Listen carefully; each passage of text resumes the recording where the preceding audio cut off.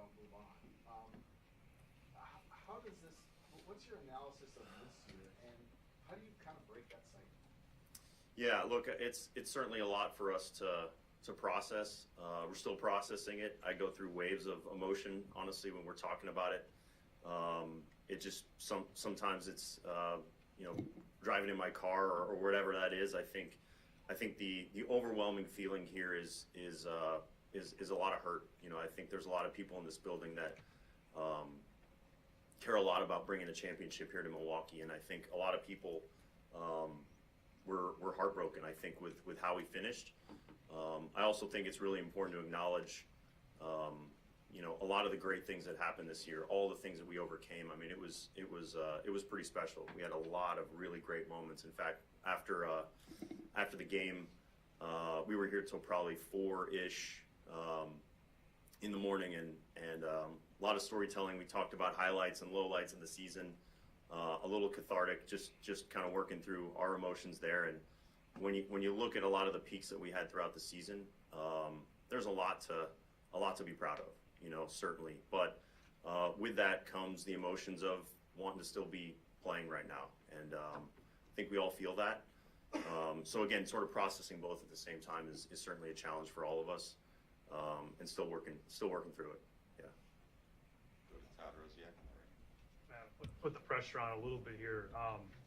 You've had some time to digest this. Is there one or two things that you can identify when you take a step back that you're most proud of when you look at the group and what you guys accomplished this season? Is it maybe beating external expectations? I know you probably don't spend a lot of time worrying about those, but.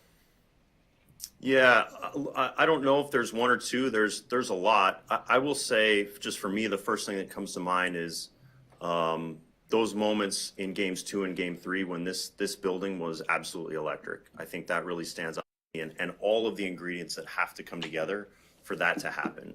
And that includes our fans, includes all of you guys, everybody, the ushers in this building, everybody that cared so much. Like, it all came together right there. I don't want to lose that feeling, and I think that requires a lot of people in this room, in this building, to work incredibly hard to get to that moment. And that was certainly one of the highlights for me, is just sort of having the Jake Bauers home run followed up right behind a Sal Frelick home run, who honestly I wasn't even sure he was going to play in the series. Like, he was that hurt after he ran into the wall. And so, like, you think about the moments like that led up to that environment, not just that moment, but everything that led up to that. There's a lot in that. So I'll think about the two specifically, but there are a ton of moments that led to that environment, and I want to maintain that level of energy in this building. Second row on the right, Steve McGarty. Oh, there's no microphone. You don't need one. I'm just saying, Trang and Ortiz both fielded their positions really well this year. I'm just wondering, with the possibility at least that a hole's going to open up at shortstop, do you think those guys have found homes at those positions they were at this year, or would one of those guys be a candidate to move over to shortstop for need arise? Yeah, I think they certainly can do it. Both of them have done that at different times. Certainly capable. I think we've seen how good they are at their positions this year, but we certainly value versatility. And both of those guys are tremendous defenders wherever they are on the field. So I certainly think they're capable either at short, second, or third.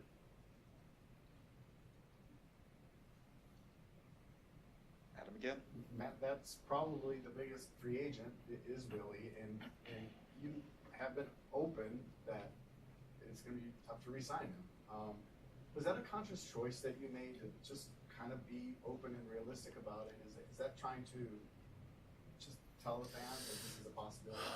Yeah, I always want to be open and honest. I mean, as much as we can here. Look, I think you guys all know how we feel about Willie Adames and what he brings to this team and this building. I mean, every day he makes that room better in the clubhouse, and we all know that. We had opportunities to trade him, and we didn't because of how much he means to this team and this franchise. And it's not just what he does on the field; it's who he is. And absolutely, acknowledge the reality that he's earned the right to explore the market, and he deserves that, certainly. But we love him to death here, and he knows that. Steve. William Contreras, I I guess, had some sort of issue at the end of the postseason series coming from catching. Didn't know what the situation was there, and if there's anything with him or with any other players that you're aware of there's interacting with. No, it was a minor knee sprain. You know, obviously he wanted to be in the lineup and was able to get in the lineup. You know, there was no talking him out of that. Not that we tried to. I mean, he was adamant about playing, but he was hurt. And again, that just speaks to who he is and the type of player he is. He never wants to come out of the lineup. But as far as his knee goes, it was a minor knee sprain in that moment. Stephanie, up top, right. How satisfying was it to see Jackson Churio have the season that he had and knowing that he's going to be here for a while with you guys? Unbelievable. I mean, especially just, you know, with what he dealt with at the start of the season, he was struggling, you know, as you would expect a young player to struggle. I think he had a lot of expectations on him from the contract that we presented to him. But as far as what he was doing in huge moments for us, I mean, that was awesome for a young kid at a young age to put the team on his back at times. I mean, incredible. And just his energy when he walks in the room and he's smiling every day. He's a lot of fun to have around, and I'm excited for what he's going to do in the future. Up front, Andrew. It's obviously early in the process, but when you look at what you have in place moving forward and how much of them are under control for a while, are you able to identify glaring needs that need to be addressed going into this winter? Yeah, look, we're starting on meetings this afternoon to assess everything we can do to get better here. So we'll spend time on that. I do think that we got contributions up and down our roster this year. I think we used close to 60 players throughout the season. Same thing with last year. We know it takes a village to get through a long season, and we had a ton of contributions up and down the lineup. And so, and in our rotation and in the bullpen, et cetera, just guy after guy had to step up this year. So we'll continue to assess that, and we're starting that this afternoon. Back to Todd. Matt, you talk about guys that stepped up. Tobias Myers obviously had a tremendous season. Do you see him now moving forward as, you know, a solid piece in that rotation, and just kind of your take on what, you know, he was able to accomplish for you guys this year? Yeah, I do. And, you know, even to take that a step further with just zooming out a little bit on where he was a year ago, which I don't know, his record was 1-15 or 14 or whatever that was, to being the guy that we saw in Game 3. Like there are moments that are certainly crushing about Game 3. There's also when you zoom out and you look at what Tobias Myers did in Game 3, that makes me smile. You know, I mean, and that guy to become who he is today, and what he's been through, yeah, he deserves to be a big leaguer here. I mean, he's been awesome. On the left, Hunter. From your perspective, Matt, what did you like and enjoy about what Pat Murphy was able to do coming from the bench role and being able to lead this team throughout the season? I think he's watching right now, so I got to be a little careful. But no, I can't say enough good things about him. I mean, I think it would be a crime if he doesn't win Manager of the Year. I mean, he's the way he connected with our fans and our staff and our players, and how much he cares day to day. His win tonight mentality, his undaunted mentality. I mean, all those things, they're real for us in this building, and he meant a ton to this franchise. And he has for a long time. Back to Adam. Matt, Myers, Freddie, obviously will start games for you. There's so much time, and there's all spring training ahead. But could you help us understand who are the other players that right now you would say, like, this guy's going to start games for us? Yeah, look, I think, again, it starts with some tough decisions we have upcoming with certain players. But again, we're going to assess all that, I think, in the coming days and weeks. I want to spend time with Murph. I want to spend time with our staff talking through that. But, yeah, a lot of guys have certainly put themselves in consideration. And we have a lot of good young players in the system as well that'll certainly be in consideration for our rotation going into spring. Can I just follow up with Ashby, how good he looked in that role? Do you think of him going back to the starting role, or do you think just leave him where he was at the end and let him do that? Yeah, that's on our list. I would say him. I would add DL Hall to that as well. I mean, both those guys pitch really well in different roles, and with Ashby, the way things just the light came on for him in the second half. Same thing with DL Hall, overcoming injuries in the first half. You know, going down, working his tail off, and coming back and being on a playoff roster. You know, we saw flashes of brilliance really from both of those guys, and so still working through what that role is going to look like. But I'm very excited about the future for both those guys. Behind Adam, Dylan. Much of this team's success came down to, a nice blend of having young rising players and veterans who've been doing it for a while. As you enter this offseason and looking forward, do you prioritize one way or another, or is that balance part of the key to your success? I want to prioritize good players, and I think we have a lot in both. I think, like you mentioned, and I do think it's a balance. The blend of, like you mentioned, the blend of young players, the sprinkling in the veteran guys. I mean, I can't say enough good things about Christian Yelich, and he wasn't even playing at the end of the season. You talk about a guy that took this loss as hard as anybody. Him being a veteran around here and showing his leadership for us when he wasn't even on the roster in the postseason, that speaks volumes, and that helps the young guys because it establishes how we play the game. Which takes years to establish. It really does, and Christian embodies all that, and I think he sends that message to the young guys in a great way that I think brings that forward, and shows the type of baseball that Pat Murphy wants to play here. Back to Todd. Matt, understanding that there's some months to go before spring training starts again, do you have any kind of idea as to Christian Yelich and Brandon Woodruff? Do you expect them to be ready for the start of spring training? Is that the expectation and the hope? Yeah, certainly want to spend some time assessing where they are, but I think both those guys are in incredible mental spots right now. I mean, starting with Yelly, as I mentioned, like this guy was really wrestling with going under the knife during the season because he was trying like crazy to get back out there and help the guys. But he's in a great spot. I know he's working his tail off to be there, and the same thing with Woody. He's throwing off the mound. He's working his tail off to be ready as well. And so again, the progression with a shoulder is sometimes challenging, but I know he's putting in all the work for it, and we'll see what it looks like in spring. Back to Steve on the right. Just wondering, last year you were in a position where Corbin Burns was entering the final year of his contract. You traded him. Adames the same way, and you stuck and you all kept him to go through the contract. Devin Williams entering that situation now. Just what has he kind of meant to the franchise over the last few years, and just what are your thoughts as y'all enter that stage? Yeah, look, never want to close the door on anything. I think on anything we have to stay open-minded. We're the smallest market in the league, so that's something that's required in this in the place that we are. But as far as Devin Williams goes, I mean, I as I mentioned earlier, like one moment shouldn't define who he is, who we are. This guy was absolutely crushed, just like the rest of us after the season. And again, like this guy was unbelievable this year, and he's a two-time relief pitcher of the year. So I still believe he's the best closer in baseball, and I'm happy to have him. On the left, Jack. You mentioned how it was just that one bad outing from compared to what we're used to seeing. When you're trying to evaluate something like that, like in the playoffs, baseball, a lot of times you guys are looking at as big of a sample as possible. It kind of becomes a little different in the playoffs because it's all such a short sample. Things can happen that are out of the ordinary. How do you evaluate that? How do you weigh that against what you usually see over a larger sample? Great question. We got smarter people in the building than me to answer that probably, but I would tell you that as far as what Devin did in that moment, he threw his best pitch to a great hitter and he hit it out, and put a good swing on it. And you got to give credit to Pete Alonso and what he did there.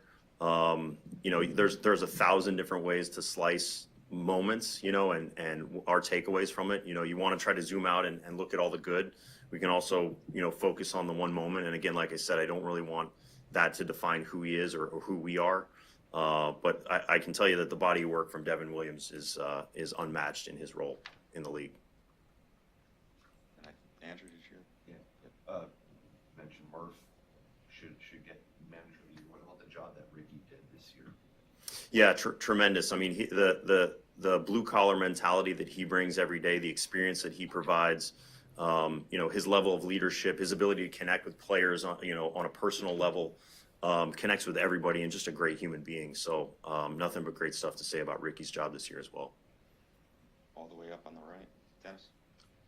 Matt, will the local TV situation impact payroll?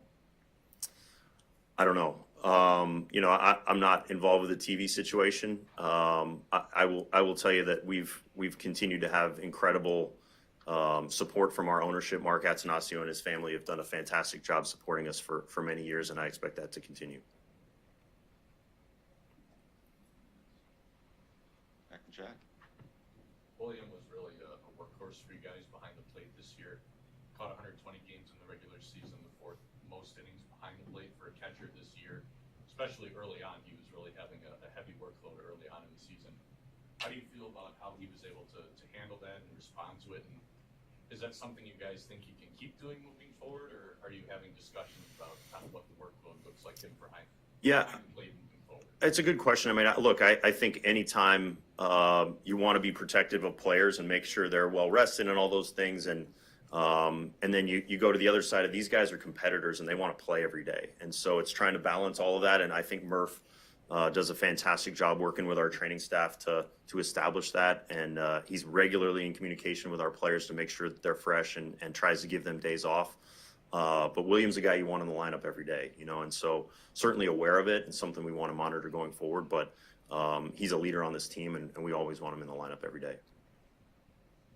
Adam.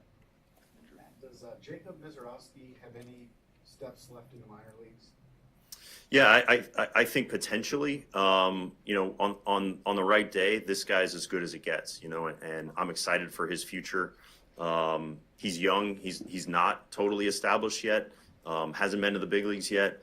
But, you know, as far as upside goes in this franchise, I mean, I don't know if you could pick a better arm than Jacob Mizorowski. So, yeah, certainly excited to see what he can do next year and beyond. Is he another guy where the question of whether he pitches at the front of games or in the back needs to be discussed? Yeah, potentially. I mean, look, he's shown flashes. We used him in both roles last year. He had success in both roles.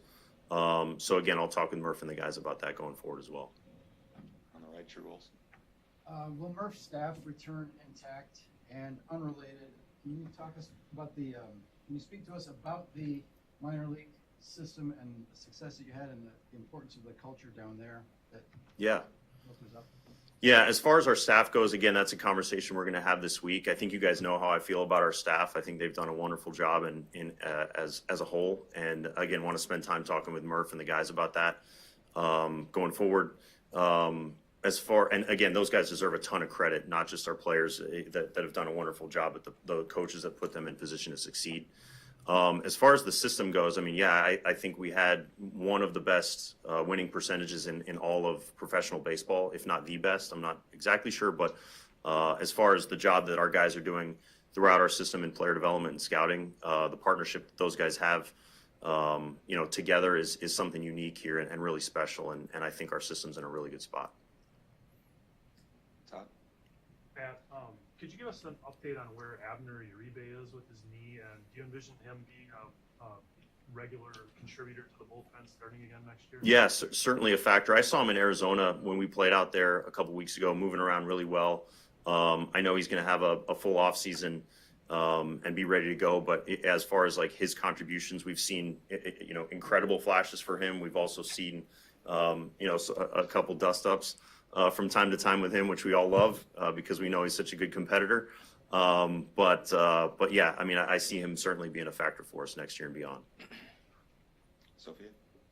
Matt, just with what you guys have done over the last couple seasons and what Murph has established now in his first year, when you think about bringing in players from outside of the organization or bringing in free agents, what do you think you guys have established as, you know, like a culture and a standard? And we hear from so many players, right, that come in from the outside about what it's like to play here. And now the expectations. Yeah, no, look, I think when at the end of the season, you hear a lot of emotion that comes out on the good and the bad, right? And I think one of the things that I'm most proud of is just hearing how many people enjoyed playing here and the culture that we have. And again, that's not something that happens overnight. That takes years to establish. And something, again, credit goes to our staff, our players, Murph, everybody in the room that helps establish that culture. So I'm certainly proud to be a part of that as well. Logan. You mentioned being open-minded and just being the smallest market and in regards to decisions made by the front office. Just what do you say to the fans to kind of bring them back when these tough decisions, like one coming up with Adames, if he doesn't come back, what do you say to these fans to allow them to come back and when they're so tied to these players. Yeah, I agree. I mean, it's hard for all of us. You know, I think when you have to make tough decisions, and again, I can point to a number of guys, whether that's Jackson Churio or Christian Yelich or Freddie Peralta, Aaron Ashby, players that we've invested in here to keep here. We can't keep everybody. You know, that's the reality of what we are. But that also means that puts more pressure on our scouting and player development to develop the young guys and make sure that they're up here and they're ready to go and continue that development here at the major league level. And we saw some really exciting flashes from our young guys. And again, that's the kind of group that I think our fans can continue to connect with and cheer for going forward as well. A couple more. Adam?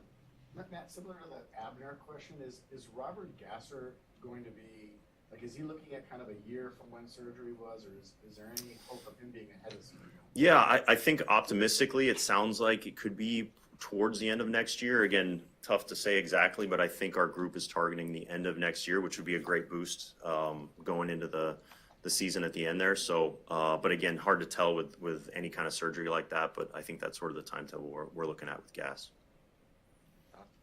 Matt, what do you see, what kind of path do you see for Tyler Black in terms of like becoming a regular contributor on the major league roster? And is there a way to, will you guys explore potentially playing a different position other than first base DH? Do you see him as maybe getting some time at third base or something like that potentially? Yeah, he did a really nice job for us this year in AAA, and he's just a really good athlete, you know, so I wouldn't pigeonhole him on necessarily any one position. He's so athletic, and we've seen defenders get better, not only in AAA, but at the big league level here as well. So yeah, I could see him. He touched the outfield this year in AAA. He played third base. I thought he got much better at third base as well. Obviously had some growth at first and did a nice job there too. So I think he's just a really good athlete with upside at a number of positions for us. Drew?